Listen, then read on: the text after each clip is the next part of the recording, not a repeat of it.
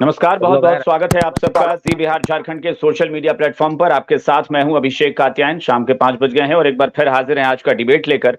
Debate ये आज विषय है कि गांधी मैदान में सीटेट अभ्यर्थियों ने प्रदर्शन किया है, नारेबाजी की। उनका कहना है कि जो अपीयरिंग स्टूडेंट्स हैं, अभ्यर्थी हैं, उनको भी मौका दिया जाए, जो दूसरी जो बहाली वैकेंसी जो निकली है उसमें भी। उनका कहना है कि हमें भी मौका ज्यादा से ज्यादा लोगों को मिले तो बेहतर होगा। इसके अलावा कुछ और भी विषयों को लेकर प्रदर्शन हो रहा है, तो काफी चीजें हैं, काफी सारी उनकी डिमांड है अभ्यर्थियों की। इसलिए मैं सीधे उन्हीं लोगों से बात करूंगा। हमारे साथ तमाम मेहमान जुड़े हुए हैं। छात्र नेता के तौर पर दिलीप जी हमारे साथ हैं, सौरभ हमारे साथ हैं, इसके अलावा गौरव जी हैं। आप सबका बहुत बहुत स्वागत है, नमस्कार। और सत्ताधारी दल से सारिका पासवान जी हैं। सारिका जी नमस्कार, आपका भी बहुत बहुत स्वागत है। स्नेहाशीष जी नमस्कार, आपका बहुत बहुत स्वागत है। और विपक्ष से मनीष पांडे जी हैं, राजेश पांडे जी हैं, आप सबका बहुत बहुत स्वागत, नमस्कार। शुरुआत करते हैं। दिलीप जी बताइए, पहले आप बताइए जरा। और सब लोग, चूंकि काफी ज्यादा हम लोग पैनलिस्ट जुड़े हुए हैं, तो थोड़ा संक्षेप में सब लोग बोलेंगे तो बेहतर भी होगा। दिलीप जी, क्या क्या डिमांड है और ये प्रदर्शन की नौबत क्यों आ रही है बार बार? सरकार सोच रही है कि अब शायद वैकेंसी निकल गई है, बहाली हो गई है, तो चीजें शांत हो, लेकिन शांत होती नजर नहीं आ रही है, क्यों? देखिए, सबसे पहले तो सरकार ने जो वैकेंसी निकाला पहले भी और अभी जो TRE 2 आया शिक्षक के लिए, उसका हम लोग स्वागत करते हैं, कहीं से विरोध नहीं कर रहे हैं। लेकिन जिस तरह से हड़बड़ी दिखाई जा रही है, उसके वजह से असमंजस की स्थिति आ रही है। मैंने पहले भी कहा था कई बार डिबेट में कि आप जो बहाली निकाल रहे हैं उसके लिए क्या योग्यताएं हैं, उन योग्यताओं के लिए तो आपको परीक्षा आयोजित करवानी पड़ेगी ना। बीएड वाले 3,90,000 थे, 1 to 5 से बाहर हो गए। बीच परीक्षा बहाली में 1 to 5 से बाहर हुए, सुप्रीम कोर्ट का आदेश था, चलिए ठीक है। लेकिन उनके लिए कहा गया कि 6 to 8 में हम वैकेंसी देंगे। 6 to 8 की अभी वैकेंसी आई, लेकिन जब आपने न बीटेट आया ना उसके बाद सीटेट अभी हुआ है, तो फिर ये अभ्यर्थी के प्रस्तुत तो पास रहेंगे या परीक्षा देंगे तभी 6 to 8 का फॉर्म भर सकते हैं। तो इसीलिए सरकार से ये मांग थी कि या तो आप पहले बीटेट करवा लेते। 17-18 के बाद बीटेट नहीं हुआ है, जो कि राज्य सरकार को हर साल करवाना था, लेकिन नहीं करवाया गया। तो पहले बीटेट आप करवा लेते ताकि बिहारी अभ्यर्थियों को ज्यादा फायदा होता। और अभी जो बीएड वाले थे जो 1 to 5 की तैयारी कर रहे थे और TRE 1 से बाहर हो गए, तो अब जब तक वो पेपर 2 पास नहीं करेंगे, सीटेट या बीटेट, तब तक वो फिर 6 to 8 में फॉर्म कैसे भरेंगे? आपने फॉर्म निकाल दिया, लेकिन सीटेट की परीक्षा इस बार क्या है, 21 जनवरी को है। तो सीटेट वाले भी कम नहीं है। सीटेट का जो फॉर्म निकला है तो वो भी कम होशियार नहीं है। दिसंबर लास्ट में या जनवरी फर्स्ट वीक में होना चाहिए, तो सीटेट का डेट दे दिया गया 21 जनवरी को। तो ये भी गलती किया गया है जो सेंट्रल सरकार के द्वारा निकलता है, CSBC के द्वारा। इन्होंने भी गलती किया है कि जब बिहार में वैकेंसी चल रही है तो उनको सीटेट जब दिसंबर लास्ट वीक में होता था, तो दिसंबर लास्ट वीक में या जनवरी फर्स्ट वीक में कराना चाहिए, ताकि अपीयरिंग में भी लोग फॉर्म भर के तो मौका मिलता। आप सरकार को डिमांड क्या है, चाहते क्या है, चाहते क्या है, संक्षेप में बताइए। क्या डिमांड है आपकी, मुख्य डिमांड क्या है? हाँ, हमारा डिमांड यही है कि सरकार हड़बड़ी न दिखाए। बहाली निकाला गया उसके लिए धन्यवाद देते हैं, लेकिन अगर ये बहाली 1 महीना बाद आता तो कोई पहाड़ नहीं टूट पड़ता। आप बीटेट करवा लेते, सीटेट अपीयरिंग में फॉर्म भरने का मौका देते अभ्यर्थियों को, तो क्या दिक्कत इसमें हो जाता? आप 1 महीना बाद ही परीक्षा लीजिए, कोई दिक्कत नहीं है। ठीक है, सौरभ आप बताइए क्या डिमांड है आप लोगों की? अभिषेक सर, आज हम गर्दनी बाग के धरना स्थल से ही हम लाइव हैं सर। और सबसे बड़ा प्रश्न है कि 4 दिवसीय धरना है और 4 दिवसीय धरने का आज समापन हुआ और सरकार को हमने अल्टीमेटम दिया है कि जो शिक्षक अभ्यर्थी हैं जिनकी मांग लगातार रही है कि जो 1,20,336 का जो आंकड़ा है वो सरकार बताए, क्योंकि 28,000 प्लस नियोजित शिक्षकों को आप इसी में ज्वाइन करा लिए और अब बता नहीं रहे हैं। 10,000 लोग ज्वाइन नहीं किए और हजारों अभ्यर्थी ऐसे हैं जो फर्जीवाड़े तरीके से नियुक्ति पत्र प्रमाण पत्र पा लिए हैं।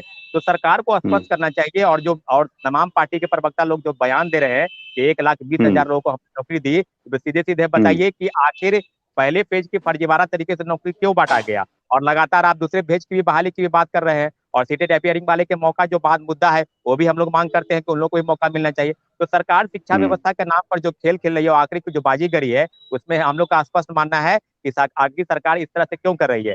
डोमिसाइल नीति के नाम पर देश के तमाम, यानी मैं जो समझ पा रहा हूँ 2 चीजें कि एक तो 10,000 लोग ज्वाइन नहीं किए वो, और 28,000 के करीब नियोजित शिक्षक हैं, यानी आप लगभग ये 38-40,000 इसको आप मानते हैं कि इसको उस 1,20,000 में न जोड़ा जाए? जी, हम लोग का स्पष्ट मानना था कि अगर सीट को कंपनसेट करने की ही बात अगर करते तो आप 70,000 की बहाली क्यों?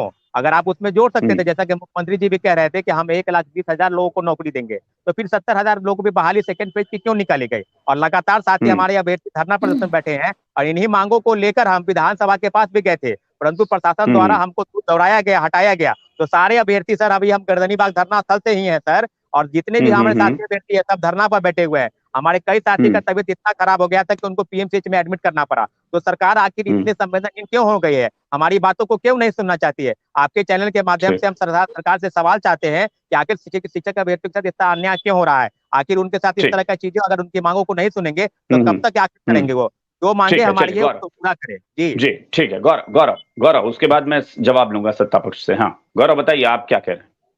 जी सर, मेरा ये कहना है, जब TRE 1 हो रहा था तो बीपीएससी वालों ने नया सिलेबस लॉन्च किया और 2 महीने का टाइम दिया गया हमें, और अपियरिंग वाले को मौका दिया गया। तो सबको पता है बीपीएससी का सिलेबस कितना बड़ा रहता है। तो उस टाइम हमने पूरे बीपीएससी के सिलेबस को पढ़ के और TRE 1 क्लियर किया और सीटेट पेपर 1 क्लियर किया। उसके बाद सुप्रीम कोर्ट का ऑर्डर आता है कि बीएड स्टूडेंट सारे बाहर हो जाते हैं इससे, तो वहां से हमें बाहर कर दिया जाता है। तो उसके बाद फिर TRE 2 आता है, बहुत जल्दी आ जाता है, 1 महीने के अंदर। उसमें हम लोग को मौका दिया जाता है कि हम लोग सीटेट पेपर 2 पास नहीं कर पाए थे। जब वो पेपर हो रहा था उस टाइम हम लोग TRE 1 की तैयारी कर रहे थे। तो अभी अगर हम लोग को मौका दिया जाएगा तो हम लोग भी पास कर पाएंगे, हम लोग भी मौका का फायदा उठा पाएंगे जो सरकार दे रही है। तो हमारी मांग सरकार से ये है कि हमें हमारे साथ ऐसा सौतेला व्यवहार क्यों किया जा रहा है? जब TRE 1 में मौका दिया गया है, जब वही नियमावली आई है, तो हम लोग को भी मौका दिया जाए ना। हम लोग तो कहीं बाहर के नहीं है। अब बिहार में जब सीटेट पेपर 2 का रिजल्ट आया पिछली बार, सब कोई TRE 1 में तैयारी कर रहे थे, सीटेट पेपर 2 में मात्र 4,000 विद्यार्थी पास हुए हैं और टोटल कुल रिक्तियां निकाली है 32,000 निकाली गई है रिक्तियां अभी 6 to 8 में। तो हमें अगर मौका नहीं दिया, बिहार के युवा इतने हैं, कहाँ जाएंगे? अगर 4,000 पिछले सीटेट में पास हो पाए हैं तो बिहार के जो युवा हैं वो कहाँ जा पाएंगे? जबकि TRE 1 में उन्हें सुप्रीम कोर्ट के द्वारा निकाल दिया गया। तो अभी तो सरकार के हाथ में है ना, वो आराम से हम लोग कर ले सकते हैं, क्योंकि सीटेट का एग्जाम भी आ गया है, डेट भी आ गया, हम लोग फॉर्म भी भर चुके हैं। तो हमें अपियरिंग का मौका क्यों नहीं दिया जा रहा? हमारी सरकार से यही मांगे कि हमें मौका दिया जाए 6 to 8 में बैठने के लिए, ताकि हम अपनी योग्यता भी साबित कर सके। सारिका जी देखिए, मुख्य मांगे तो एक तो ये है कि भाई सीटेट में अपियरिंग जो है इनको मौका दिया जाए। दूसरा इनका ये जो है आंकड़ों को लेकर सरकार पर आरोप लगा रहे हैं कि ये 1,20,000 जब पहले 1,70 कहा गया था कि लेंगे, तो फिर वो 1,20 बता के फिर दूसरी वैकेंसी क्यों? उसी में आप दूसरी लिस्ट निकाल के पहले समाहित करें सबको। 1,20 को भी ये नहीं मान रहे हैं कि कह रहे हैं कि 28,000 नियोजित शिक्षक हैं, उनको 1,20 में क्यों जोड़ा जा रहा है? वो तो अपनी ही जगह पर यथावत बने रहेंगे। तो इस तरह से ये भी उन लोगों का आरोप है कि कुछ सरकार जो है वो घालमेल कर रही है आंकड़ों को लेकर।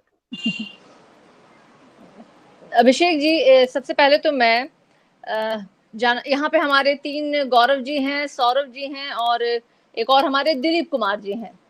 अक्सर इन लोगों से हमारा सामना होते रहता है डिबेट में। और जहां तक मुझे पता है दिलीप जी शिक्षक तो नहीं है, छात्र नेता हैं, और सौरभ जी भी शायद छात्र नेता हैं, और गौरव जी शायद वो टीचर की तैयारी कर रहे हैं, शिक्षक बनने की दिशा की ओर हैं। और मुझे लगता है कि पहली बार किसी ऐसे डिबेट में हम लोग बैठे हुए हैं जहाँ शिक्षक अभ्यर्थी कह रहे हैं कि इतनी जल्दी वैकेंसी क्यों आ रही है, इतनी जल्दी मुझे नौकरी देने के लिए सरकार क्यों परेशान है, हम तो लेना ही नहीं चाहते हैं। मतलब अजब सी बात है। अरे सरकार इतनी सकारात्मक तरीके से और इतनी मतलब मैं तो कहूंगी कि जिस तरीके से बीपीएससी ने वैकेंसीज निकाली जितने कम समय में, और जितने कदाचार मुक्त तरीके से परीक्षा ली गई, रिजल्ट आया और लोगों को नियुक्ति पत्र बांटी गई, वहां तो सरकार जो है प्रशंसा का पात्र है। लेकिन कुछ छात्रों को मैं देख रही हूँ लगातार वो रोष व्यक्त कर रहे हैं, ना जाने मैं तो कहूंगी कि कुछ संपोषित लोग हैं जो हमारे उनका कहना है कि आपको प्रतिभागी ही नहीं मिलेंगे। उनका कहना है कि आपको परीक्षा देने वाले लोग कम मिलेंगे। क्यों? क्योंकि वो कह रहे हैं कि भाई सीटेट अभी क्लियर नहीं है, वो अपियरिंग में है, उनको मौका दिया जाए। दूसरा उनका कहना है कि आप वैकेंसी 1,70 कह के निकालते हैं, 1,20 का रिजल्ट देते हैं और 1,20 भी ज्वाइन नहीं करते हैं। तो वो कह रहे हैं कि भाई जो कम है उसको सेकंड लिस्ट जारी करके उसी में भरपाई करिए, उसके बाद आप लाइए, क्योंकि आप तो जोड़ रही है 1,20 इसको। अभिषेक जी, जो आंकड़े ये पेश कर रहे हैं, मैं पूछना चाहूंगी कि क्या इनके पास ये जो आंकड़े हैं वो कोई आधिकारिक आंकड़े हैं? मैं जानना चाहूंगी, क्योंकि अगर लोग हवा में और भ्रम फैलाने के लिए अगर इस तरह की बातें कर रहे हैं और कह रहे हैं तो अफसोसजनक बात है। आप लोग कहीं ना कहीं आज नहीं तो कल आप भी मुझे लगता है कि उस दिन मुझे लगता है कि नहीं आंकड़े काफी हद तक स्पष्ट हैं। मुझे लगता है मुख्यमंत्री जी ने उस दिन गांधी मैदान से काफी कुछ बताया भी था कि 12,000 जो है बाहरी लोग हैं, 12% लोग हैं बाहर के लोग हैं, 28,000 के करीब आंकड़ा था कि नियोजित शिक्षक हैं। ये तो मुख्यमंत्री जी ने भी बताया था गांधी मैदान में। बिल्कुल अभिषेक जी, 90% डोमिसाइल नीति लागू करने का तो आश्वासन या वादा जो है हमारे डिप्टी सीएम तेजस्वी यादव जी ने किया था। और मैं बताना चाहूंगी आपके इस चैनल के मार्फत कि लगभग 12% ही लोग हैं जो बाहर के लोग हैं जिनकी बहाली इसमें की गई है, उनको जगह मिली है। और वो भी कारण स्पष्ट है, कई ऐसे विषय थे जहां पे कि हमें शिक्षक नहीं मिल रहे थे और उन रिक्तियों को भरना था, क्योंकि हमें अपने विद्यालयों में, उन स्कूलों में हमें शिक्षक चाहिए। बात यहाँ बिहार के बच्चों के भविष्य की है और वहां पे हमें उनके बच्चों के भविष्य के साथ कोई खिलवाड़ नहीं चाहते हैं। और जो रिक्त पदे थी, अच्छा एक बात मैं सारिका जी मैं हालांकि सवाल चूंकि आप कहीं और जा रही हैं कि हम सरकार ने ये किया, ये सरकार से जो इन लोगों की डिमांड है उस पर जरा बताइए ना। आप खुद कह रही हैं कि पहली बार ऐसा देख रही हूं कि शिक्षक अभ्यर्थी ही कह रहे हैं कि इतनी जल्दबाजी क्यों। अब आप समझिए जरा उस बात को। मुझे लगता है अपने आप में गंभीरता इसी बात से समझनी होगी कि कोई तो वजह रही होगी कि उनको लगता है कि इस जल्दबाजी में नाइंसाफी हो जाएगी हमारे साथ, कहीं तो उनको लग रहा है। अभिषेक जी, मैं सुन रही थी गौरव जी की बात की सीटीईटी की परीक्षा जो है वो दिसंबर में होने वाली और वो चाह रहे हैं कि अपेयरिंग कैंडिडेट वाले लोगों को भी मौका मिले। अब अगर इस तरह की बातें अगर कर रहे हैं तो अफसोसजनक है अभिषेक जी। अब तो उसके बाद दूसरे लोग जो फॉर्म भरेंगे वो भी कहेंगे कि नहीं, मेरा भी इंतजार कर लीजिए, हम भी क्रम में ही हैं, हम भी फॉर्म भरने वाले हैं, हमारी भी परीक्षा ली जाएगी। पता है कितना बेतुका सा मौका दिया गया है ना मैम।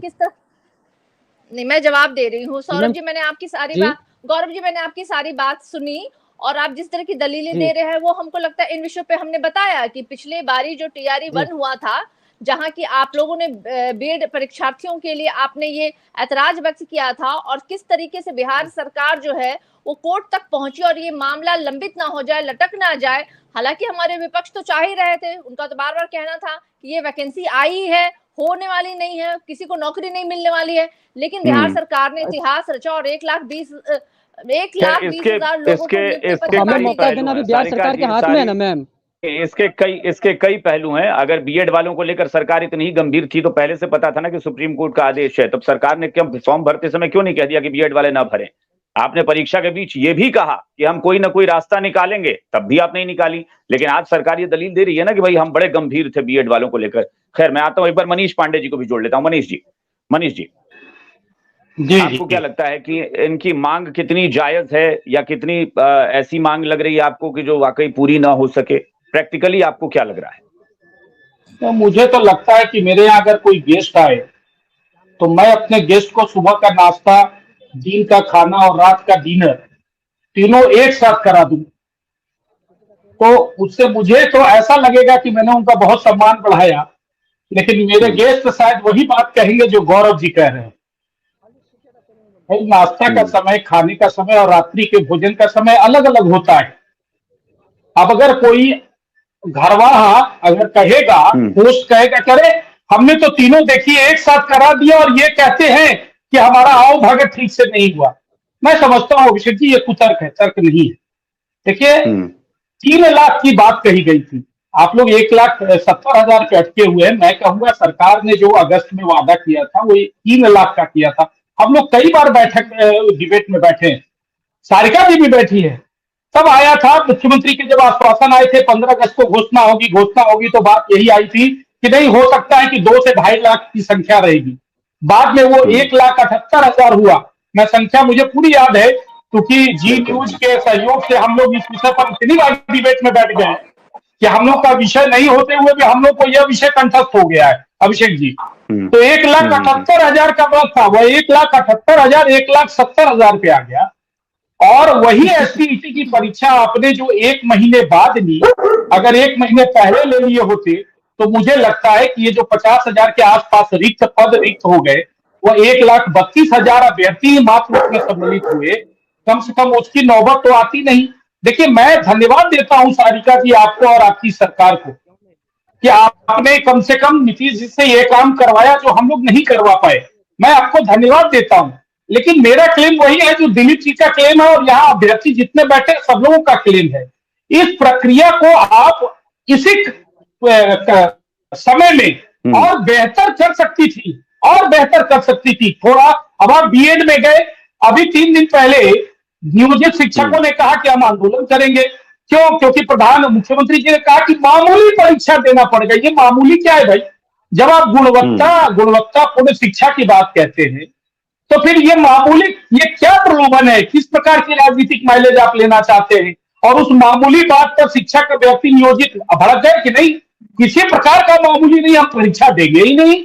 परीक्षा के पूर्व जब यही सीपीआई के एमएलए ने जब वार्ता करवाया था, दिलीप जी याद होगा, तो कहा गया था कि नहीं इन लोगों को बिना परीक्षा दिए हुए ही 15 अगस्त को घोषणा करेंगे मुख्यमंत्री जी, और बिना परीक्षा दिए हुए राज्यकर्मी का दर्जा दे दिया जाएगा। ये जो एक पूरे 14 महीने में जो घटनाक्रम घटे हैं, उसमें अभिषेक जी, मैं 20 सेकंड में कंप्लीट करता, उसमें कौन सा ऐसा ईमानदार प्रयास सरकार का दिखा जिससे लगे कि नहीं बीएड वालों को, आप सारिका जी कह रही थी कि हम तो कोर्ट में गए, कोर्ट आप कब गए? आप तो बाद में गए। परीक्षा आप कब लिए? आप 3 लाख शिक्षा का आपका लोड कम हो जाता परीक्षा का, अगर आप कहते कि नहीं राज्यकर्मियों को हम दर्जा देंगे, परीक्षा नहीं लेना, आप लोग बाहर रहिए, बीपीएससी को तो उतना लोड नहीं आता।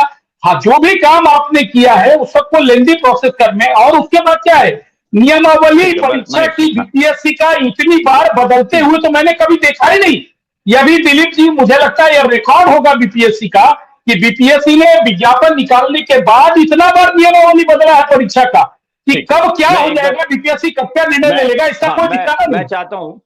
मैं चाहता हूं कि अभ्यर्थी लोगों को ज्यादा मौका मिल सके अपनी बात कहने का। राजेश पांडे जी, उसके बाद मैं फिर से सौरभ और दिलीप जी के पास। हाँ राजेश जी, अभ्यर्थियों का आंदोलन रुक नहीं रहा है और मुझे लगता है सरकार के लिए एक चिंता की बात यह है कि सरकार ने वैकेंसी निकाली, सरकार ने उसके बाद नियुक्ति पत्र भी बांट दिया, फिर भी वो लग रहा है कि एक नाराजगी या फिर एक आक्रोश की स्थिति बार बार सड़क पर दिख जा रही है।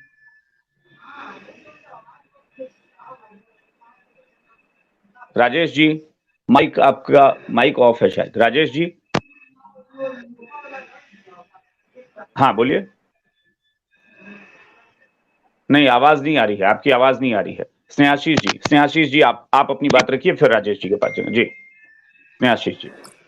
निश्चित तौर पे देखिए, अभी पेयरिंग वाले हैं वो आंदोलन है, और तो ये सरकार क्राइटेरिया बनाती है किसी भी परीक्षा कराने के लिए। नेटवर्क इशू है मुझे लग रहा है। स्नेहाशीष जी आपकी भी आवाज, स्नेहाशीष जी की आवाज आप लोग सुन पा रहे हैं क्या? नहीं, गड़बड़ आ रही है। स्नेहाशीष जी, नेटवर्क का कुछ और इशू है। मैं सौरभ के पास एक बार फिर से चलता हूं, तब तक फिर से आप लोग कनेक्ट होंगे। जी सौरभ, सारिका जी कह रही हैं कि जो भी मांगे हैं वो बहुत ज्यादा वाजिब नहीं लग रही हैं कि जिसको पूरा किया जा सके। सर सारिका पासवान जी जवाब दें। बीपीएससी चेयरमैन जो कह रहे हैं और शिक्षा विभाग की तरफ से जो दावा किया जा रहा है, खुद मुख्यमंत्री जी तो बोल रहे हैं ना कि 28,000 प्लस नियोजित शिक्षक है और 14% दूसरे राज्यों के लोग आए हैं, 14,000 से ज्यादा, और 10,000 लोग जो है मेरिट में आने के बाद भी ज्वाइन नहीं किए। तो आप ही बताइए ना कि वो डाटा कहाँ से कहाँ चला जाएगा। 28,000 प्लस नियोजित शिक्षक है और लगातार आप जो लोग पहले से ऑलरेडी जॉब में हैं और उन्हीं लोगों को आप डाटा प्रस्तुत कर रहे हैं कि उनको हम नौकरी दिए, तो आप फ्रेश कितने लोगों को नौकरी दिए? आज हमारे साथी जो है कई कैटेगरी के, चाहे टीआरई में हो, चाहे पीजीटी में हो, चाहे टीजीटी में हो, सभी कैटेगरी के लोग परीक्षा पास करके तमाम कैटेगरी के लोग बैठे हुए हैं और 4 दिन से लगातार धरने पर हैं। न सत्ता से न विपक्ष से कोई लोग नहीं सुनने आ रहा है और लगातार अपनी मांगों को लेकर हम आवाज उठा रहे हैं कि सरकार इनकी बातों को सुने। और सारी मांगों को लेकर आज हम विधानसभा के पास भी गए थे, परंतु प्रशासन द्वारा हमको दोहराया गया। तो क्या सरकार हमारी मांगों को नहीं सुनना चाहती है? प्रथम फेज की बहाली 1,20,336 का जो आंकड़ा है, क्या सरकार बताएगी कि कितने फ्रेश लोगों को आप नौकरी दिए? और लगातार जो दावा किया जा रहा है बड़े बड़े बोर्डिंग होर्डिंग और पोस्टर के माध्यम से, ट्विटर हैंडलर के माध्यम से कि हम 1,20,000 लोगों को नौकरी दिए, वो दावा बिल्कुल गलत है। प्रथम फेज की बहाली बिल्कुल फर्जीवाड़ी तरीके से आयोजित है। शिक्षा विभाग और बीपीएससी ने जो किया है, लगातार आपको बता दे कि 600 से 700 सीटों पर अगर वैकेंसी आती है तो रिक्रूट करते करते 1 साल बीत जाता है और 1.5 लाख लोगों के आप नियुक्ति पत्र दिए और 4 दिनों में ही डॉक्यूमेंट वेरिफिकेशन का काम आपने कर लिया। तो क्या आपाधापी के दौर में और क्रेडिट लेने का जो हो रहा है, उसी का ये नतीजा है कि शिक्षक बहाली के नाम पर बहुत हुआ है। ये एक और आप गंभीर आरोप लगाए हैं और इस पर भी मैं जवाब जरूर लूंगा सारिका जी से, लेकिन दिलीप जी पहले अपनी बात कर लें। देखिए, गंभीर आरोप है और दिलीप जी आप भी लगातार ये मुद्दा उठाते हैं, सौरभ जी भी मुद्दा उठा रहे हैं कि जो फर्जीवाड़ा हुआ है, और ये तर्क है, ये वाकई सोचने वाली बात है कि सरकार के किसी विभाग में अचानक इतनी तेजी काम करने की कैसे आ गई कि ये लाखों अभ्यर्थियों का जो है वो डॉक्यूमेंट वेरिफिकेशन जो है वो फटाफट निपटा लिया गया। ये अपने आप में वाकई सोचने वाली बात है। और अगर ये तेजी है मैं तो आपत्ति करूंगा, और ये अगर तेजी है तो बधाई के भी पात्र हैं सरकार के लोग कि भाई इतनी तत्परता से काम होता है। उम्मीद करते हैं कि आगे भी हो, ये बधाई भी मैं दूंगा अगर वाकई ये ईमानदारी से हुआ है तो। अगर मैं इसलिए कह रहा हूं कि भाई मैं आरोप नहीं लगा सकता जब तक प्रमाण उसका ना हो। दिलीप जी देखिए, हम तो बार बार ये बात कहते रहे थे कि काउंसलिंग में डॉक्यूमेंट्स वेरिफिकेशन के नाम पे कोई चेकिंग नहीं हो रही है, सिर्फ सर्टिफिकेट रख लिया जा रहा है और उसको नियुक्ति पत्र दिया जा रहा है। आज ये साबित हो रहा है, आप देखिए ना, कई जिलों से जिला शिक्षा पदाधिकारी के द्वारा नोटिस जारी हुआ है, उसको एक डेट दे दिया गया है कि फलना तारीख को आपको डॉक्यूमेंट्स लेकर, अगर वो नहीं जाते हैं या डॉक्यूमेंट्स उनका नहीं होगा तो उनको बाहर कर दिया जाएगा। चलिए, कम से कम हम शिक्षा विभाग के अधिकारियों को धन्यवाद देते हैं, सरकार को धन्यवाद देते हैं कि हम लोगों के द्वारा आवाज उठाने पे कम से कम इतना तो सरकार अब कर रही है कि डॉक्यूमेंट्स वेरिफिकेशन अब फिर से शुरू करवाई गई है। एक और चीज नोटिफिकेशन में लिखा हुआ है कि जहां स्कूल में ज्वाइन करने जाएंगे, अगर उस स्कूल के प्राचार्य हो, हेडमास्टर हो, जो कह लीजिए, अगर वो सही से डॉक्यूमेंट वेरिफिकेशन नहीं करते हैं और किसी आदमी को मान लीजिए वहां पे दे दिए कि आप पढ़ाइए स्कूल में और बाद में पता चला कि उसका डॉक्यूमेंट्स कोई फर्जी है, तो उस प्राचार्य पे, उस हेडमास्टर पे कार्रवाई की जाएगी, यानी कि 2 साल बाद भी कार्रवाई होगी। तो ये कम से कम हम जब आवाज उठाए, भले उस दिन पुलिस ने जिस तरह बदसलूकी किया देख रहे थे आप लोग, लेकिन उसका अच्छा परिणाम आया कि अब फर्जी लोग बाहर हो गए। तो सारिका पासवान, लेकिन उसमें ये जरूर मैं सवाल वाकई ये जो जी मनीष जी, हाँ एक बात मैं दिलीप जी से एक मिनट गौरव जी एक मिनट। देखिए, यहाँ दिलीप जी गलत है, मैं दिलीप जी की बात को आगे बढ़ा रहा हूँ लेकिन दिलीप जी को ही गलत कह रहा हूँ। दिलीप जी, ये औपबंधिक परिणाम पत्र है जैसा कि बीपीएससी ने कहा, और इसी में ये जो आरोप लगा रहे हैं सौरभ जी कि ये बहुत बड़ा फर्जीवाड़ा है, घुसा हुआ है, क्योंकि ये प्रमाण पत्र की जांच अब उनको उनके नियोजन के बाद, उनके स्कूल में डिक्टेशन के बाद विभागीय अधिकारी तब तक करते रहेंगे, मेरा उंगली देखिए इधर, तब तक करते रहेंगे और उनके सर्टिफिकेट का क्लियरेंस देते रहेंगे जब तक कि उनका पेट बढ़िया से भर नहीं जाएंगे। ये क्या है, मैं पूछना चाहता हूँ सारिका जी, ये क्या है? मैं पूछा, ये औपबंधिक रिजल्ट क्यों इस प्रकार का रिजल्ट है? नहीं औपबंधिक नहीं, अगर सरकार की मंशा सही भी है, अभिषेक जी, अगर सरकार की मंशा सही भी है, अगर सरकार की मंशा सही भी है, तो क्या यह अधिकारियों को लूटपाट करने का यह एक रास्ता नहीं बनाता है क्या? कौन करेगा उसके सर्टिफिकेट के साथ? मनीष जी, हाँ एक मिनट, सारिका जी आप जवाब दीजिए, क्योंकि एक सवाल ये जरूर उठा है, ये पहली बार मुझे लगता है ये भी अपने आप में एक रिकॉर्ड है। जैसे अभी कहा जा रहा है ना कि इतना नियमावली जारी होने के बाद, विज्ञापन निकलने के बाद जो संशोधन बार बार हो रहा था, ये भी पहली बार हुआ है। नियुक्ति पत्र देने के बाद आप कहिए कि नहीं अब हम नए सिरे से करते रहेंगे। भाई पिछली बार भी आपने यही किया था, जो आप खुद जाकर कोर्ट में बोले कि 1 लाख से ज्यादा फर्जी टीचर भर्ती हो गए हैं। फिर इस बार भी आपने वही किया कि नियुक्ति पत्र दे दिया, अब कह रही है कि हम जांच करेंगे और निकालेंगे सबको। अभिषेक जी, मैं बताना चाहूंगी, मेरे घर के भी कई लोग हैं जो इस बीपीएससी की परीक्षा में उत्तीर्ण हुए हैं, और मैं बताना चाहूंगी कि वो लोग बिहार के पटना छोड़ करके, चूंकि पटना के प्राइवेट रेप्यूटेड स्कूल में वो लोग टीचर्स थी एक्चुअली, और वो लोग अभी बिहार के किसी सुदूर किसी इलाके में जाके वो ट्रेनिंग कर रही हैं। और मुझे लगता है कि बीपीएससी ने जिस शानदार तरीके से परीक्षा ली है और जिस तरीके से रिजल्ट आया, वहां पे कहीं भी कोई, जिस तरीके की मनीष जी इशारा कर रहे थे ये और ये वाली, तो मनीष जी को मैं बताना चाहूंगी कि ये बीजेपी में होता है, यहाँ महागठबंधन की सरकार में ये सब नहीं होता है। और पहली बार बिहार की शिक्षा व्यवस्था को सुधारने के लिए ये कठिन और कड़े फैसले लिए गए, और मुझे लगता है कि बिहार की शिक्षा। सारिका जी, मैं सिर्फ एक सवाल, स्नेहाशीष जी तो कई बार इस पर बोल भी चुके हैं और कई बार उनसे चर्चा भी। भाई आप बताइए, नियुक्ति पत्र देने के बाद तमाम जिले के शिक्षा पदाधिकारी, जिला शिक्षा पदाधिकारी जो है वो लिस्ट जारी कर रहे हैं कि ये फर्जी है या इनका प्रॉब्लम है, इनका डॉक्यूमेंट जो है वो अभी वेरिफिकेशन नहीं हुआ है। मैं वही कह रहा हूँ, नियुक्ति पत्र देने के बाद होता है या उससे पहले ये होता है? ये तो ज्वाइनिंग के समय ही हो जाता है ना। नहीं अभिषेक जी, ये सारी चीजें पहले से स्पष्ट थी कि रिजल्ट आने के बाद डॉक्यूमेंट वेरिफिकेशन की प्रक्रिया जो है वो शुरू हुई। मैं भी वही कह रहा हूँ, रिजल्ट आने के बाद, नियुक्ति पत्र ज्वाइनिंग लेटर देने के बाद थोड़ी ना होता है ये। नहीं, देखिए कई परीक्षा जो आपको नियुक्ति, देखिए सारिका जी कहना चाहिए कि ये बीजेपी का कल्चर नहीं है, आरजेडी का यही कल्चर है।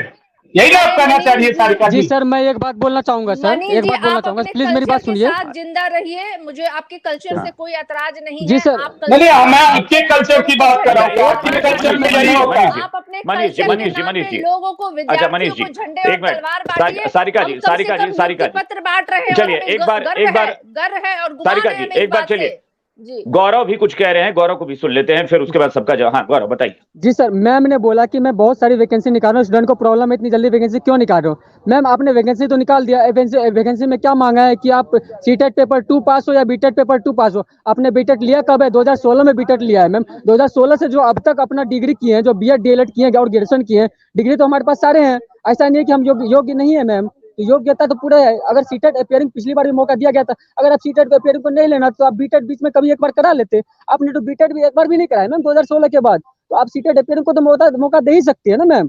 ना आपने बीटेट अपियरिंग कराया ना मौका, तो कहाँ से भरेंगे? मतलब कुल मिला के ये है, फिर वही सवाल है कि अभ्यर्थी आपको नहीं मिलेंगे, इसलिए वो कह रहे हैं कि आप थोड़ा इंतजार करें। स्नेहाशीष जी अगर आप आवाज सुन पा रहे हो। हाँ नेटवर्क का कुछ इशू है मेरे तरफ, जी। इसलिए क्षमा चाहूंगा। लेकिन इस मुद्दे पे मैं लगातार बोलते आया हूं कि हम लोग छात्रों के साथ हैं, हम लोग अभ्यर्थियों के साथ हैं। हमारी सरकार की मंशा पूरी तरीके से स्पष्ट है। इसे रटा रटाया आंसर मत कहिएगा, इसे रटा रटाया जवाब मत कहिएगा, क्योंकि छात्रों के दर्द के साथ हम लोग खड़े हैं और हम लोग जानते हैं कि उनका दर्द क्या है, उनकी समस्याएं क्या है। आज हम बिहार में नौकरी पे चर्चा कर रहे हैं, ये कितनी बड़ी बात है। और सीटेट अभ्यर्थियों के अपियरिंग को मैं कहना चाह रहा हूं कि चूंकि देखिए हम लोगों को भी जानकारी, हम लोग भी जुटा के ही आते हैं, तभी जाके बोलते हैं कुछ बात, तो हमारी भी बड़ी जिम्मेदारी होती है आपको कुछ बोलने से पहले। लेकिन चूंकि आप लोग अभ्यर्थी हैं, आप लोग इसमें इसके लिए प्रयासरत हैं, तो आप लोगों को भी बहुत सारी नियम की जानकारी जरूर होगी कि 20 तारीख तक किस तरीके से नोटिफाई हो जाता है बीपीएससी के द्वारा। नोटिफाई जो 3 तारीख को हो गया, उसके बाद इसमें कौन कौन सी प्रक्रिया को जोड़ा नहीं जा सकता है और किन प्रक्रियाओं को जोड़ा जा सकता है, ये आप लोगों को भी मालूम होगा। और चूंकि छात्रों के साथ मैं इस बात में खुल के बोल रहा हूं, देखिए हमारी मंशा साफ है। अगर हम नहीं नौकरियां देंगे, क्यों आप हम लोगों पे भरोसा जताइएगा? क्यों हम लोग, अगर आज नौकरियों पे हम लोग बात कर रहे हैं, अगर आप लोगों के साथ हम लोग नहीं खड़े रहेंगे, तो आप लोग क्यों हमारे साथ खड़े रहिएगा? कल किस मुंह से हम लोग आएंगे आपके यहाँ? किस मुंह से आएंगे कि पहली कैबिनेट की बैठक में, पहली कैबिनेट में नहीं कर पाए? हम लोग अपनी गलतियों को सुधार तो रहे हैं, धीरे धीरे ही सही। हम अपने वादों को पूरा तो कर रहे हैं, नहीं तो वादे तो बहुत लोग किए हैं, वादे तो बहुत लोग करके और बैठे हुए हैं केंद्रीय सत्ता में, और फिर से आ रहे हैं मुजफ्फरपुर में और बोल बोल के जा रहे हैं। वैसे लोगों को की बात हम नहीं करेंगे, क्योंकि हम लोग थोथे चने वाले नहीं है।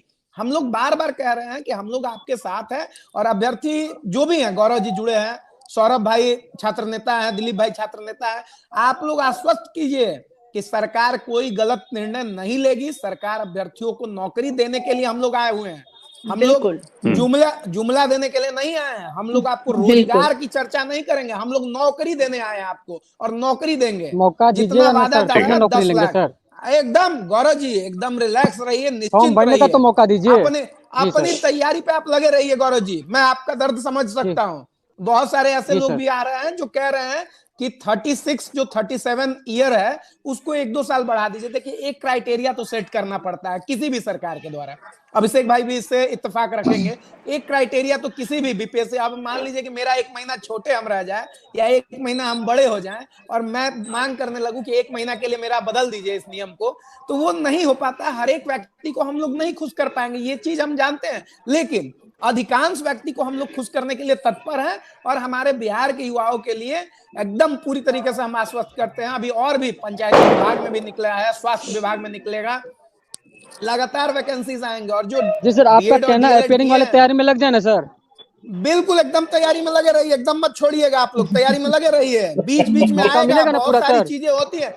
एकदम आप लोग तैयारी में लगिए, एकदम बिना किसी लाग लपेट के। सबका हो जाएगा, हमारा आपका कर्तव्य हो जाएगा, चिंता मत कीजिए। रही बात जो ऐसे मनीष भाई ऐसे एकदम लगे रहिए, सोचिए, अरे लगे रहिए के प्रवक्ता होके, एक सेकंड मनीष भाई, राष्ट्रीय पार्टी का प्रवक्ता होके खुले मंच से आप इस तरीके से फर्जी बातों को कह रहे हैं, शोभनीय नहीं है। और रही बात हमारी भी जिम्मेदारी, अगर हम लोग कहने लगे कि रुपए के दम पे क्या क्या हो रहा है इस सरकार में, केंद्र की सरकार में, और कैसे नियुक्तियां मिल रही थी, उसमें हम लोग नहीं जाना चाहेंगे। हम बिहार में एकदम खुल के बोल रहे हैं कि हम बिहार में नौकरियां देंगे, हम रोजगार का जुमला नहीं फेंकेंगे, हम नौकरियां देंगे देंगे देंगे। गौरव जी, ठीक है, सभी छात्र नेता और सभी छात्र युवाओं को मैं, जो सौरभ भाई के पीछे पूरा लंबी फहरिस्त बैठी है, आप सब भाई को मैं आश्वस्त कर रहा हूँ, एकदम रिलैक्स रहिएगा।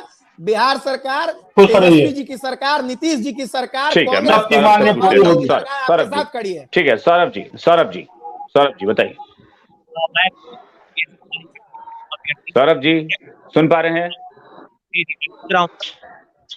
हाँ बताइए, आप कुछ कह रहे थे आप जी। मेरे कुछ सवाल है। सबसे पहले मैं और आपकी आवाज क्लियर नहीं आ रही है, आपकी आवाज क्लियर नहीं आ रही है मैम। मेरा सवाल जी आवाज मेरा सवाल है मैम, एक बात बताइए, अगर बाहर से खाकर एक व्यक्ति नहीं आवाज आपकी अभी भी आपकी आवाज क्लियर नहीं आ रही है, अभी भी आपकी आवाज क्लियर नहीं आ रही है। बीच में लग रहा था कि कुछ क्लियर आएगी, लेकिन पहले मैं मनीष जी का जवाब ले लेता हूं, फिर उसके बाद। हाँ मनीष जी बताइए। नहीं से आसिफ भाई, आपका जो हौसला हमने देखा है उसको मैं सलाम करता हूं। आपके मुंह में घी शक्कर, आप इन सारे छात्रों की समस्याओं को दूर करवाने में कांग्रेस पार्टी इसमें बहुत महत्वपूर्ण भूमिका अदा करे। मेरी शुभकामनाएं है आसिफ भाई, दिल से। हम जो न कर पाए, हमने तो शुरू ही आरजेडी को बधाई दिया कि जो हम न करवा सके नीतीश जी से वो आपने करवाया, आपको बधाई। लेकिन स्नेहाशीष जी, उसी मन से मुख्यमंत्री जी ने कहा हमने 3,68,000 लोगों को पहले शिक्षक बनाया है। ठीक है, वो प्रक्रिया लोगों को अच्छा नहीं लगा, इसलिए हमने प्रक्रिया बदल दिया। ये मुख्यमंत्री के वचन है। और ये 3,68,000 की संख्या जो उन्होंने गिनाई थी, वो गांधी मैदान में नियुक्ति पत्र नहीं बांटे गए थे 3,67,000 के, लेकिन वो शिक्षक बने थे, नियोजित शिक्षक बने थे। जो भी नियमावली नीतीश जी ने तय किया था, उनको जो अच्छा लगा था उसी के तहत बने थे। ये बात तो मैंने ये कहा कि नौकरियां पहले भी लगी है। और स्नेहाशीष भाई, आप छात्र नेता रहे, मैं आपका बड़ा इज्जत करता हूं, इसलिए कि मैं भी छात्र नेता कभी रहा हूं। स्नेहाशीष भाई, बात उसकी नहीं हो रही है। आपने अभी गौरव जी को कहा एकदम फॉर्म भरिए, बढ़िया। अरे भाई, अब सीटीएट का रिपेयरिंग पर ही आपने जब रास्ता ही बंद कर दिया। हम लोग व्यवहारिक बात, तर्कपूर्ण बात करेगा डिबेट में बेटा, चूंकि व्यूअर्स भी देख रहे हैं ना भाई। जो मांग है, जिस विषय पे हम लोग बात कर रहे हैं स्नेहाशीष भाई, बात उसकी बिल्कुल वहां भी आ रहे हैं ना। आपको नहीं लगता है कि मुख्यमंत्री ईमानदार रहेगा, उप मुख्यमंत्री ईमानदार रहेगा, शिक्षा मंत्री ईमानदार रहेगा, तो भी अगर व्यवस्था में लीकेज रहेगा, अगर आप उन लोगों को नियुक्ति पत्र देकर विद्यालयों में भेज देंगे, साल 1.5 साल 2 साल के बाद जब उसका सर्टिफिकेट का आप जांच कराएंगे, सर्टिफिकेट का जांच कौन करेगा? उसका कोई न कोई अधिकारी करेगा, शिक्षा विभाग का ना। यूडीसी का कोई जज आके तो नहीं करेगा, या बाहर दूसरे स्टेट से लेकर सीबीआई और ईडी के लोग तो करेंगे नहीं। कोई न कोई पदाधिकारी करेगा, और वो उसके प्रमाण पत्र को, उसके सर्टिफिकेट को वैलिड करने के लिए क्या होता है ये हम लोग नहीं जानते हैं। क्या होता है हम लोग जानते हैं। व्यवहारिक बात कीजिए, कांग्रेस और भाजपा की बात नहीं है आशीष भाई। इसलिए मैंने कहा किसी प्रक्रिया को अगर आप 1 महीना और लेट करते, 6 महीना और लेट करते और फुल प्रूफ करते, आपने बीपीएससी को एजेंसी बनाया था, तो सर्टिफिकेट जांच करने का आदेश भी बीपीएससी के भी ही हाथ में रहने देते, तो आज शिक्षा विभाग के सवाल नहीं खड़ा होता। लेकिन पता नहीं क्या हड़बड़ी थी जो दिलीप जी कह रहे कि सरकार की ऐसी क्या हड़बड़ी थी जो सरकार एक पैर पर लंगड़ा के कूद के भाग रही है। अरे भागिए ना, दोनों पैर पर चल के जाइए। एक बार बढ़िया से सौरभ जी, मैं आ रहा हूँ। सौरभ जी कुछ कह रहे हैं जी। अभिषेक सर, मुझे बात करना है। सबसे मैं आपको नमस्ते करना चाहूंगा। नमस्ते। और मेरा सवाल जो है सारिका मैम से मैं बताना चाहूंगा, अभी प्रेजेंट में मैं गर्दनी बाग धरना स्थल से बोल रहा हूँ। अपनी सिचुएशन पे भी आऊंगा, किस प्रकार की सिचुएशन थी मेरी। सबसे पहले मेरा एक सवाल है सारिका मैम, एक व्यक्ति जो है बाहर से रेस्टोरेंट से खाना खा रहा था, ठीक है, और एक व्यक्ति घर में भूखा है, उस घर में एक रोटी है। तो आप बताइए, जो बाहर से खाकर आया है, और हर किसी की आदत होती है घर का भी खाना खाना, ठीक है, मुझे बताइए उससे खाना आने का मायने, जो बाहर से खाना खाकर आया फिर खाना है घर का, और जो घर में भूखा है उसे भी एक रोटी है, ठीक है, तो किसे आप रोटी देना चाहेंगे?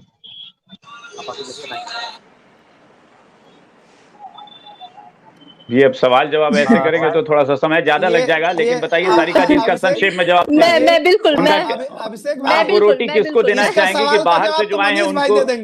एक मिनट, अब इसको एक मिनट, मैं इसको मजाक में नहीं लूंगा, प्लीज। उन्होंने एक सवाल, उन्होंने एक सवाल पूछा है तो आपके लिए सारिका जी इसका जवाब दे दीजिए।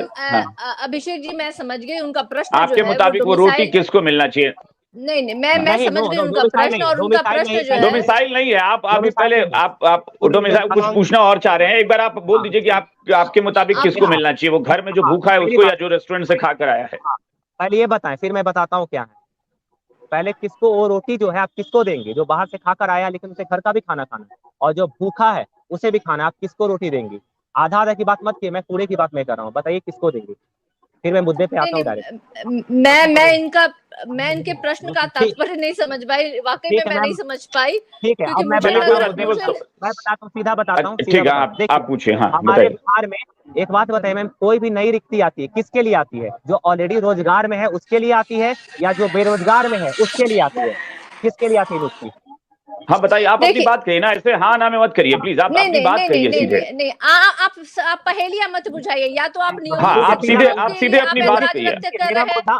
मेरा मुद्दा नियोजित शिक्षक। एक मिनट सारिका जी मैं उनकी बात ही सुन ले, आप पहले अपनी पूरी बात कहिए, आप ऐसे सवाल जवाब मत कीजिए। हाँ, मेरा मुद्दा है कि नियोजित शिक्षक पहले से ही रोजगार उनको मिला हुआ, ठीक है? तो इतनी जो वैकेंसियां आई, सरकार पिछले 5 साल से कह रही है कि इतने लाख लोगों की नौकरी देंगे, ठीक है? किस लोगों की नौकरी देंगे? बेरोजगारों को। तो सरकार ने इतनी बड़ी वैकेंसी में जिस पे बेरोजगारों का अधिकार था, जो जिनके पास रोजगार है नियोजित शिक्षक, उनको शामिल कर जो है राज्य कर्मचारी का दर्जा देने का क्या तात्पर्य है? जबकि राज्य सरकार ने पहले ठीक है, तो राज्य सरकार ने ऑलरेडी निकाल दिया कि जो नियोजित शिक्षक है उनको राज्य कर्मी का दर्जा दिया जाएगा, ठीक है? कोई भी प्रोसेस हो लेकिन दिया जाएगा। आधा इस माध्यम से देना और आधा उस माध्यम से देना, मतलब सरकार क्या कहना चाहती है, आप ये मुझे बताएं। ठीक, मैं समझ गया। मतलब देखिए सारिका जी, बहुत ये सवाल है जो लगातार उठ रहा है, बस इनके शब्द अलग थे कि भाई आपने नियोजित शिक्षकों को तो पहले ही वादा किया था कि हम राज्य कर्मी का दर्जा देंगे, तो फिर अब परीक्षा फिर आप कह रही हैं कि 3 मौका दिया जाएगा उनको, तो आप उसी में रहने देते ना, इस परीक्षा में उनको शामिल करने का क्या मतलब था कि यहां भी उन्होंने सीट भर लिया? मैं अब उनके ही प्रश्नों के ही इस तरह से मैं उनको जवाब दे दूं कि अब तो यही बात हो गया कि जो लोग नियोजित शिक्षक हैं, आप उनको कह रहे हैं कि बीपीएससी की वैकेंसी आया तुम नहीं भर सकते हो, इसलिए तुम नहीं भर सकते हो कि तुम ऑलरेडी नियोजित शिक्षक हो। देखिए, ये फंडामेंटल राइट्स का अधिकार छीनने जैसा है, और मुझे दुख है कि ऐसे प्रश्न आप कर रहे हैं। और जिन नियोजित शिक्षकों को राज्यकर्मी दर्जा, नहीं मैं बता रही हूँ अभिषेक जी, हाँ वो उनको नहीं एक मिनट आप समझिए ना, नहीं सारिका जी वो कह रहे हैं कि भाई वो तो ऑलरेडी नौकरी में है ना भाई, ऐसा नहीं है कि उनको ये नहीं कहा जा रहा, उनको ये आईएएस की परीक्षा तो वो देंगे, लेकिन शिक्षक तो ऑलरेडी है, तो फिर शिक्षक के लिए उनके लिए तो अलग से आप निकाल रहे थे ना कि भाई अलग से करेंगे, इसमें क्यों उसको शामिल कर लिया गया? मुझे थोड़ा सा अरे मनीष जी जवाब दे दीजिएगा मनीष जी, आपके लिए सारिका जी, लेकिन हमारे लिए गंभीर विषय है नियोजित शिक्षक जो कि लगातार राज्यकर्मी दर्जे की मांग कर रहे थे, और बिहार सरकार ने उनको वादा भी किया था कि मामूली परीक्षा ली जाएगी डिपार्टमेंटल, और उसके बाद उनको नियोजित शिक्षक से उनको राज्यकर्मी का दर्जा मिल जाएगा।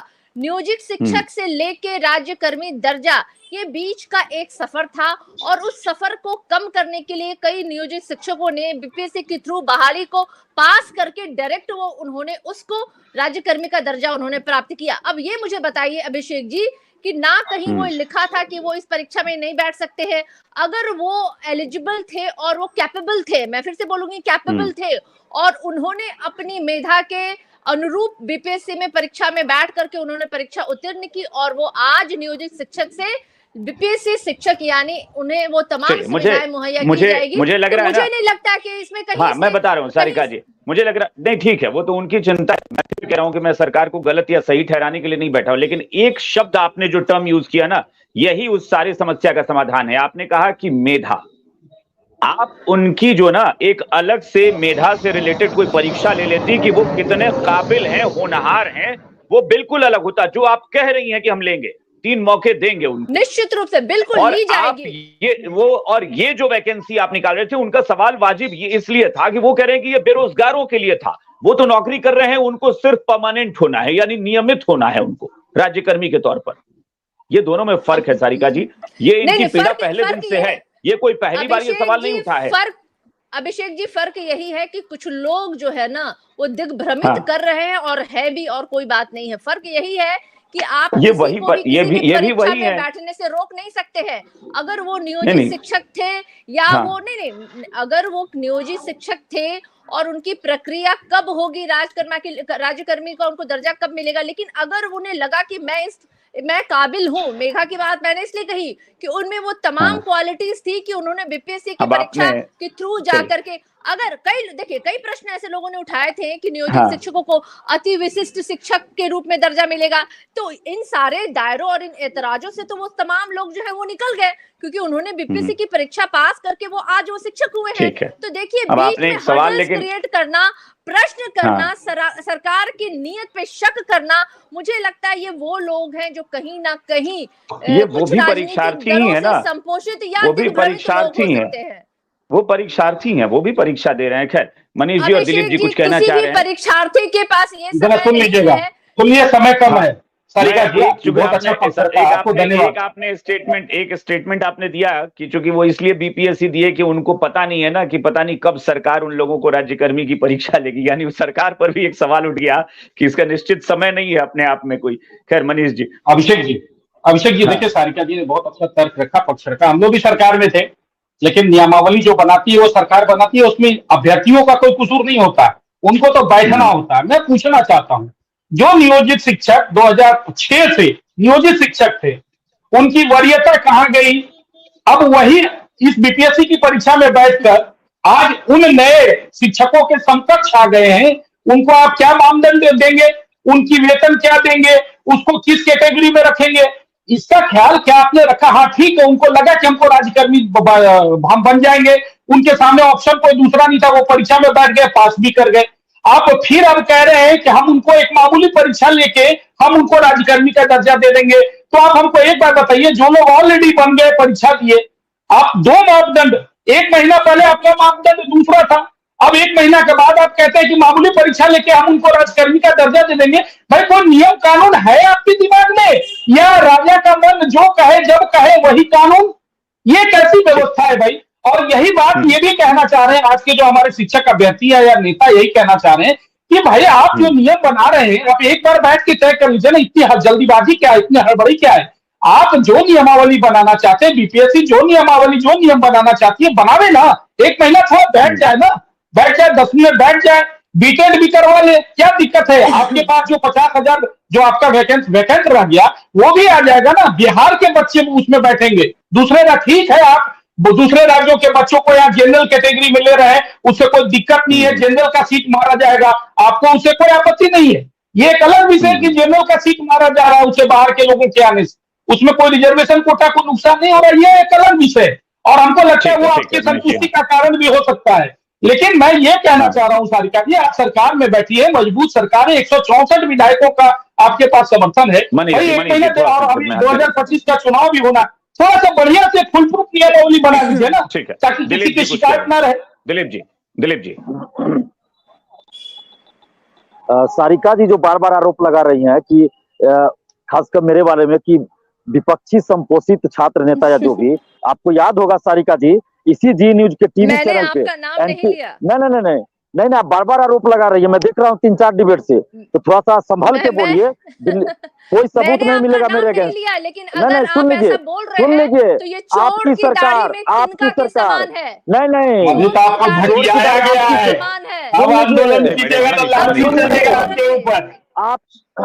आप ही की सरकार में हमें कई बार पुलिस द्वारा उठाया गया और सारा जांच किया गया है, कोई प्रूफ नहीं मिला, नहीं तो दिलीप कुमार जेल के अंदर रहता। एनटीपीसी आंदोलन को याद कर लीजिए मैडम, उस समय भी दिया गया था एक अभ्यर्थी का 2-2, 3-3 लेवल पे रिजल्ट, उसी समय हम लोगों ने विरोध किया था, आंदोलन किया था। उस समय तो आप लोग भारत बंद का आह्वान कर रही थी, और आज जब एक अभ्यर्थी का 2-2 जगह रिजल्ट है टीचर बहाली में, तो सही हो गया।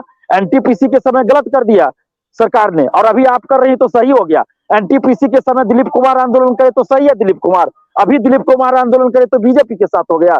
गजब का तर्क आप लोग देती है मैडम। बीजेपी के सरकार में ही बीपीएससी का पेपर लीक हुआ था, उजागर करने वाला दिलीप कुमार था, पुलिस उठा के ले गई, घसीट के ले गई, उस समय भूल गए आप। बीजेपी के समय ही 15 दिन के लिए जेल में दिलीप कुमार रहा था, दरोगा बहाली में पेपर लीक हुआ था, उसका सीबीआई जांच की मांग को लेकर आंदोलन कर रहे थे, वो भूल गए आप। तो आरोप लगाने से पहले सोच लिया कीजिए कि कुछ तर्क रख लिया कीजिए, कुछ तथ्य रहना चाहिए, इससे मत आरोप लगाया कीजिए। आप सरकार में है, ठीक है, नहीं आप सरकार में है, दिलीप जी मैं गारंटी के साथ कह रहा हूँ, उसको व्यक्तिगत नहीं लेना है, व्यक्तिगत नहीं लेना है। नहीं, सरकार में आ जाने के बाद थोड़े हुआ कि आप किसी पे बेवजह आरोप लगा दीजिए, ये बिल्कुल गलत है, ठीक है, ये बिल्कुल गलत है। आप तर्क के आधार पर बात कीजिए ना, हम आपसे अभी हमारा सवाल है, अरे भाई साहब अभी हमारा सवाल, सौरभ उनको रोकिए, सौरभ उनको प्लीज रोकिए, सौरभ अभी हमारा सवाल है जो मुद्दे पर डिबेट था कि सीटेट अपियरिंग में TRE-1 में मौका दिया गया, इसमें क्यों नहीं दिया गया?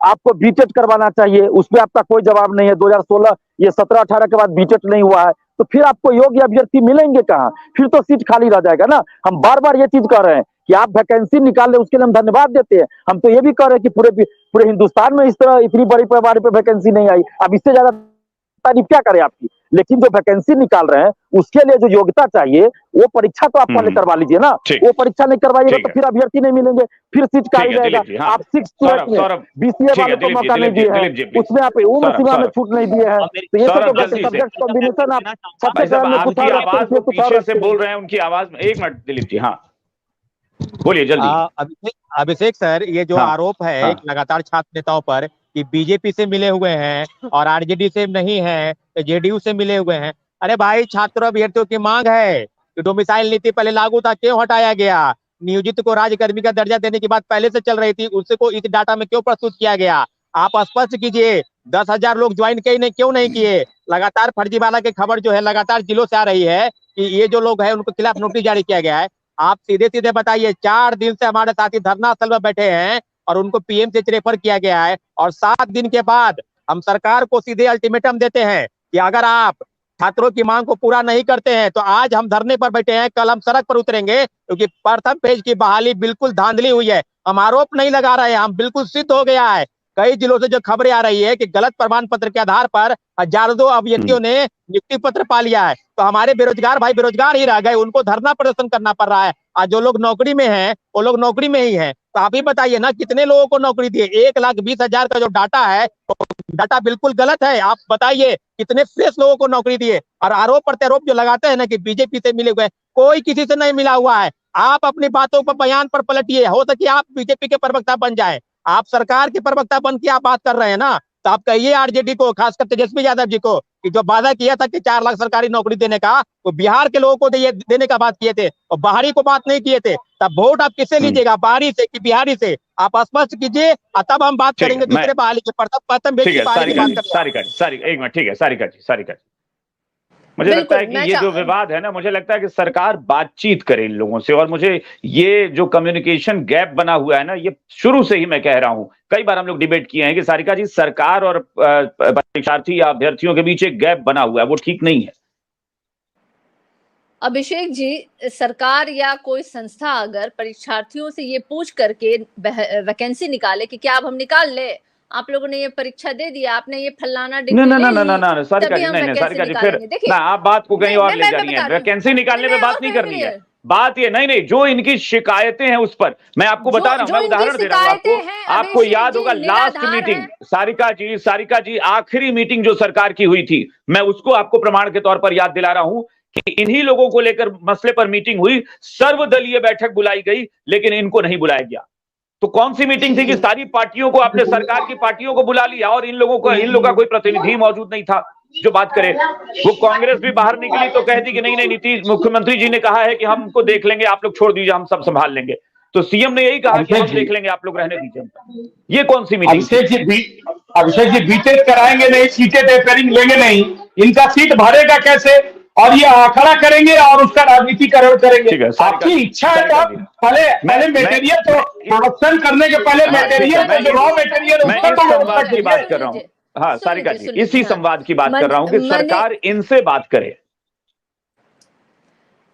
पहले तो मनीष जी, इच्छा पे आप बात मत कीजिए। सरकार की इच्छा थी और करने की कितनी क्षमता थी, उन्होंने अपने क्षमता का अब उस पर जाइएगा तो फिर हम काउंटर 1 to 1 करने लगेंगे। मनीष नहीं, आप अगर मेरा नाम लेके बोलिएगा तो हम चुपचाप कान में चल देंगे, आपकी बात थोड़ी सुनेंगे।